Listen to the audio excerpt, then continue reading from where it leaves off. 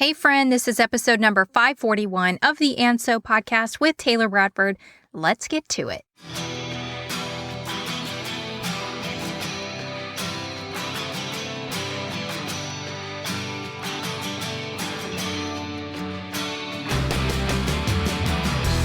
Boss Girl Creative presents And So with Taylor Bradford, business and life musings from a successful serial entrepreneur.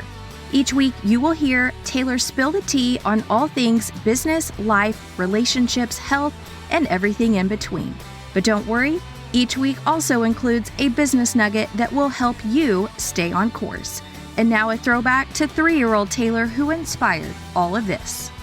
And so.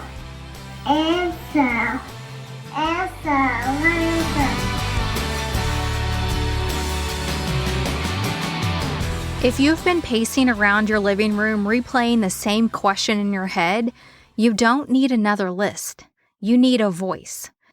The Clarity Shot is a voice note service for creative entrepreneurs who are stuck on something specific and need someone to weigh in. You send me the question, I send you back a real answer in 24 hours or less. Pop over to bossgirlcreative.com/shot to take advantage. Well, hello, beautiful human. Thank you so much for hitting play on today's episode, which is all about what not to do in somebody's DMs, plus all the other things. Yeah, we're going to start off with some life updates for you. So my garden is still trucking along, although I have not put my eyeballs on it since I went to Vegas. And so I'm hoping to do that early in the morning because I need to harvest whatever okra grew 10 inches long while I was gone. So our house, the red iron, is still being framed up. And we're hoping this coming weekend that we can start drilling the piers for our dock on our pond. And yeah, that is my life update for you. Let's move into books. I finished The Academy, which is Ellen Hilderbrand's latest book. She co-wrote it with her daughter, called, again, The Academy. I gave it 3 stars. I was actually very disappointed because I love Ellen Hilderbrand. I love her books. She has created some amazing storylines. I think you can watch some of them through Netflix. And this one didn't do it for me. Maybe possibly because it's a little leaning on the YA side of fiction, but yeah, I was kind of bummed. The Academy, 3 stars, Ellen Hilderbrand. So Vegas, we went back to Vegas. We actually met some friends out there and we stayed at the Venetian. We love this hotel. We try to rack up as many points as we possibly can and give all our money to the restaurants and things in the Venetian because you can utilize your reward card all around the hotel. And yeah, so 10 out of 10. They just recently renovated and like chef's kiss. They are probably the biggest hotel room in Vegas without necessarily like paying for a suite.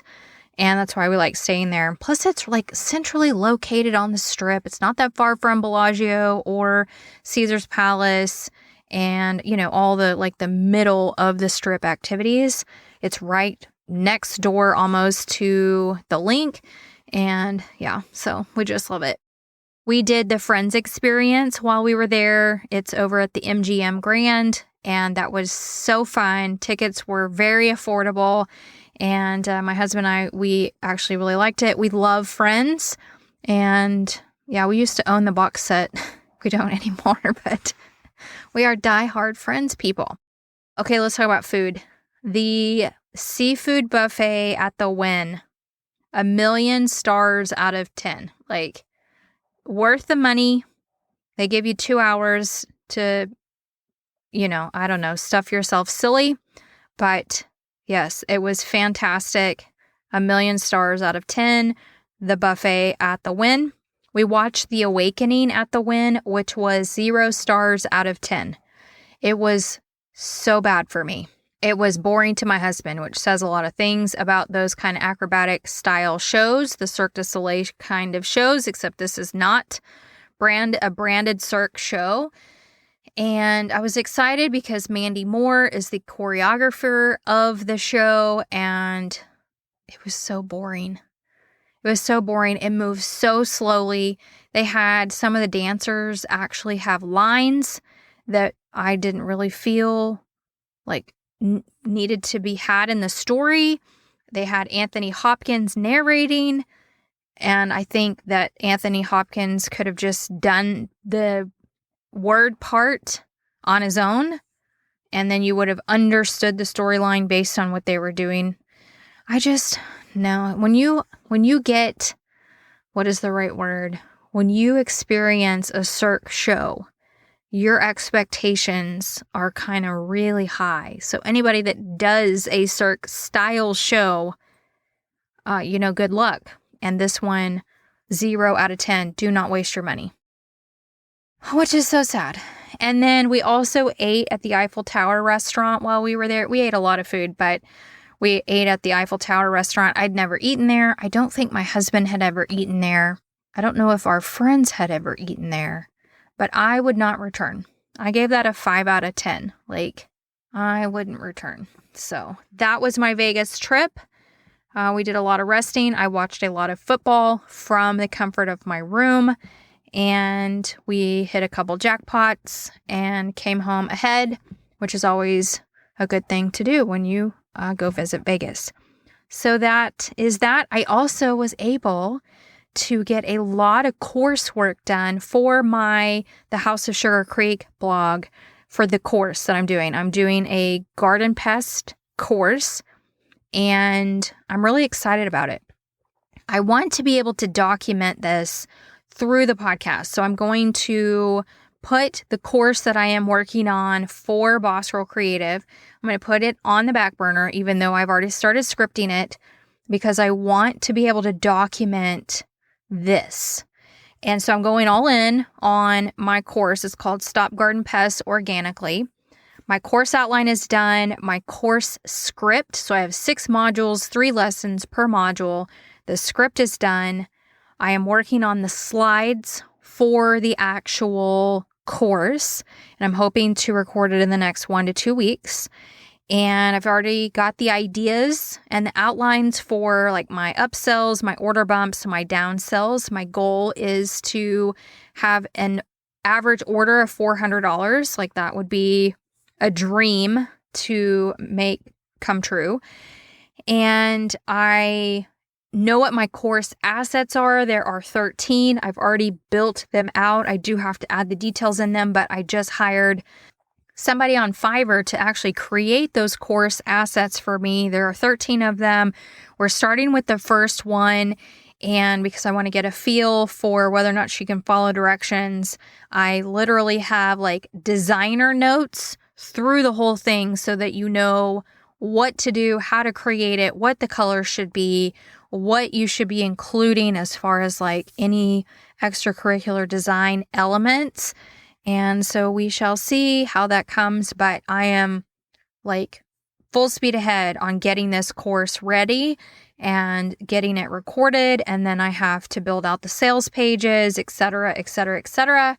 And I hope to be able to launch fairly soon. I would like to be able to get it going by December. That would be ideal. January at the latest. I definitely want it way on the front side of any kind of spring season or prepping seed starting season and all of that, which starts for me personally so I order all of my seeds at the end of December. They don't start arriving until early to middle January. And then I start seed starting, I think in February, maybe March. I need to go back and look what I did last year, but I want my course going way before the next big garden season. Okay, let's move into search bar confessions for the week. So I was really curious if anyone had made any kind of formal announcement or statement about Diane Keaton and her actual cause of death, and they have now said her cause of death was pneumonia, which really breaks my heart even further at the loss of Diane Keaton. I also Googled Ralph Lauren's home interiors inspiration because that is the main inspiration that I have for my house. And so I'm working on colors and I'm working on all kinds of things related to that. While in Vegas, they were setting up for the Formula One race. And so I Googled, when is that actually? And it's in November. So they are literally, I think it's November like 17th-ish. So they're like less than a month away from that. And it gets crazy. Like they shut down the strip to do this. It's nuts. Okay, I also, because now that the Mirage is officially no more, Hard Rock Cafe bought out the Mirage, took out the Volcano, and is building a massive guitar on the strip. And they've already got the base of the guitar already formed. So much concrete. It's going to be a massive element to the strip. But as we were coming into Vegas, I noticed, okay, the Tropicana is gone. It's been gone for a while, but it's a big blank slate. And I recalled when we stayed there last, and then, with the Mirage being no more and Hard Rock now being the owner and them creating a new space out of that hotel, etc., I was like, what is now the oldest hotel on the strip? And technically it's the Flamingo. And the Flamingo has been in its location. Now, obviously, it's had a lot of renovations through the years since 1946. That's nuts to think about that hotel has been there for that long. Just crazy. So that's what I Googled. How to best say, I appreciate the offer, but no. I went to Google. Let me just say this. So I have an Etsy store, right? The Tailored Home. And I like to sell vintage that I just find in my adventures that I think is cool, but I know is not going to be a great rental piece. And so I pop it up and list it for sale on Etsy. And I have pieces that people will message me and complain about the shipping. And I always write back, hey, it's not me. It is the weight of the piece and the box it's going on and your zip code from me. Like that is how shipping works. And so I had somebody in my DMs asking me if I would be willing to take less on the item because shipping is so much. And I'm like, ma'am, you are wanting a large picture, a large Western picture. So it's already an irregular box size, right? And I have no idea where you live, but if you have big shipping number that's being auto-calculated for you based on where you are and the weight and the box that I said I would have to use, like it is what it is. And sometimes Etsy gets it wrong and I can refund back some of the shipping, but first of all, no. I appreciate you asking if I'll discount, but no. And so I went to Google to ask, how do I politely say, thank you for your offer? I will not accept it. So I had to go to Google because otherwise I would have been like, no, that's insulting. And then also, so we are selling one of our commercial pieces of property. It's our car lot that we bought in 2008.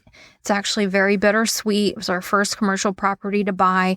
Just having a hell of a time keeping it rented with the right people. But also I have FEMA restrictions on the property because part of it sits in the flood way, which is worse than the floodplain.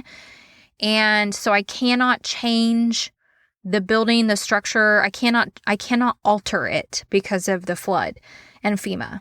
And then a couple years ago, the city decided to rezone the main thoroughfares of our town because they were tired of looking at car lots and mechanic shops. No kidding. We seem to be the car lot mechanic shop of the world. So they came in and rezoned and said, if you choose in the future to not be that, and 6 months goes by or you become something else, you will no longer be able to be a car lot or a mechanic shop. I went and fought it with the city and they laughed at me and told me I needed to put in a food truck court there or put in a Mexican restaurant, which is very insulting actually. And so it's been a battle to maintain keeping it rented, but also holding the CO from the last renter and getting it re-rented so that we don't lose that. Because honestly, my property can't be anything else. It cannot be anything else. It was originally a gas station, and we converted it into a car lot / mechanic shop. It is literally the only thing it could be. I mean, I guess it could sort of be maybe like an insurance store, but it's so tiny. Like the office is 800 square feet.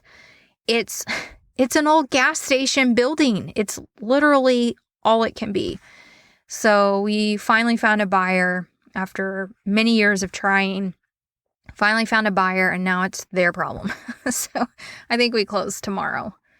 It's very bittersweet though, because it's the longest commercial piece of property that we've owned, and we paid it off a long time ago. Like it's kind of a baby that we're letting go of, and a lot of like our own building blocks, the foundation of who my husband and I are, and like the journey of our own businesses, like really got birthed in this location. So he sent me a photo. Anytime we do concrete work, wherever we are, we always write our names, or I write our names in it. And there's 2 spots at this location, one in 2009 where we added some concrete. And then we did some more concrete work in 2011. And so there's 2 Taylor and Chad's, one with 2009, one with 2011. And he sent that to me, and I just started crying because it means that it's something we're letting go of. And I'm going to start crying. No, I'm not. So yeah, so that's going. But I want to talk about, because like going back to one of my search bar confessions this week, leading into the business nugget, how to best say I appreciate the offer, but no, kind of along those lines. So I want to talk about this as a please don't ever do this kind of a moment. So someone slid into my DMs recently, and it made me want to record this episode immediately. Like I screenshot the messages so that I wouldn't forget to actually sit down and record this. Because what happened wasn't just a weird interaction. It was a masterclass in how not to connect with your audience, especially if you're trying to build trust online. Let me set the scene for you. It's a Thursday, classic, almost the weekend, but not quite energy. And I get this message from someone I've been following since 2021, but who I actually don't know. And she opens with, "Hey Taylor, happy Friday Eve. Hope you're having a great start to the week so far. What's one win you had for the week?" And my first reaction was confusion. Who is this? Now, I know some people might hear that message and think, oh, she's just being nice. But it didn't feel that way. It felt abrupt, unrooted. Like I'd been plopped into a conversation I didn't ask to be in. Like I went down a rabbit hole of who is this? There was no context, no lead in, no, hey, I saw your recent post and wanted to reach out. Just a message that could have easily been copied and pasted to 50 other people, which I'm sure it was. And I didn't respond, not because I was trying to be rude, but because I genuinely didn't know what she was trying to do. I actually went to her profile again to try and jog my memory. Had I signed up for something? Was this a funnel I forgot I opted into? Had she commented on something recently and this was follow-up energy? Nope, nothing. So I left it. I let it sit to percolate. A few days later, she followed up. I know how busy the week can get. Were you able to get my message? That's when I finally responded, because by then it felt like she was nudging me to justify why I hadn't replied, which not the vibe. Here's what I said. Hi, I think I'm confused. Did I trigger something that has you in my DMs? I see that I've followed you since 2021, but curious about your message out of the blue. Thanks. Her reply? Hey, haha. I know it seems out of the blue. Sometimes I just go through my current followers to make connections with my IG fam. I love to connect with new faces. And I just sat there blinking at the phrase new faces because I've been following you since 2021. So how am I a new face in 2025? Because this wasn't about building a relationship. It was about checking off a box. Here's the thing. When someone reaches out with that kind of energy, what they're really communicating, whether they mean to or not, is, I need something from you, and I'm hoping you don't notice how forced this is. But I did notice. This is exactly what not to do when you're trying to build relationships online, especially with a cold or lukewarm audience. Because what she led with wasn't curiosity. It wasn't connection. It was desperation. And that's the vibe that lingers with me. You can be eager without being desperate. You can be friendly without sounding like you're reading off a networking script. You can be intentional and still honor people's time, attention, and brain space. Because if I'm your IG fam, like you just said, then you should know a little something about me before sliding in with a vague, feel-good opener. You should treat that space with care, not just drop a line to get engagement stats up. If she'd said something like, hey, Taylor, I've followed you for a while and I love what you're doing with your garden. I'm making an effort to connect more meaningfully with people I already follow. Just wanted to say hi and see how your week's going. That would have felt more human. It's not about being perfect with our outreach. It's about being present. And present doesn't mean polished. It means real. When you open a conversation like you're fishing for engagement instead of actually being interested, people can tell. It doesn't make you a bad business owner, but it does mean you might be sabotaging trust without realizing it. And I say this because I know how tempting it can be to treat your follower list like a numbers game, especially when you're trying to grow or relaunch or finally feel momentum after months of content that went nowhere. I've been in those seasons, the is this thing even working spiral, the is this thing on spiral. But I also know this, desperation doesn't convert. Connection does. Clarity does. Care does. And you don't have to be in someone's DMs to build that. Sometimes the best connection strategy is to not reach out until you can actually start from a place of familiarity. Hey, I saw your story about X, Y, and Z and it really resonated. Instead of jumping into a templated script that could belong to anyone. Because here's what this DM exchange reminded me. The goal isn't just to get a reply. The goal is to create something real. And that starts with context, with care, with actual curiosity. Not a one-liner disguised as a connection. Not a strategy that feels more like a numbers game than a conversation. If we say we care about community, then we have to show it. Not just in what we post, but in how we reach out. Because people can feel the difference. I mean, I ignored her the first time she reached out because I was like, who is this? And it was on my personal account, which made it even more weird.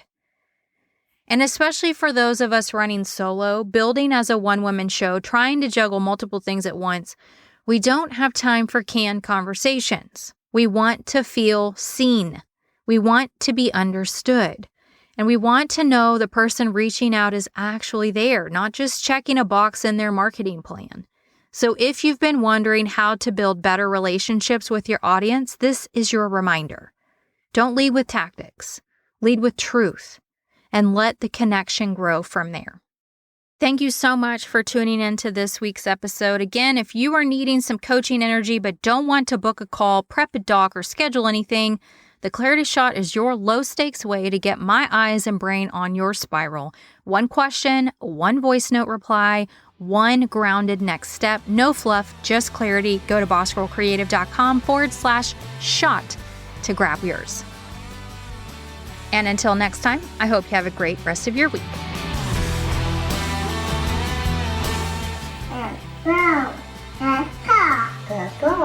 And like my 3-year-old self said, that is all for this week. Friendly reminder to rate and review my show wherever you are listening. And last but not least, I'd love to hear from you. Leave me an audio message at bossgirlcreative.com/speak. I would love to hear your takeaways, ideas for upcoming episode topics, and your feedback. Thank you again for listening to this week's episode. And until next time, I hope you have a great rest of this one.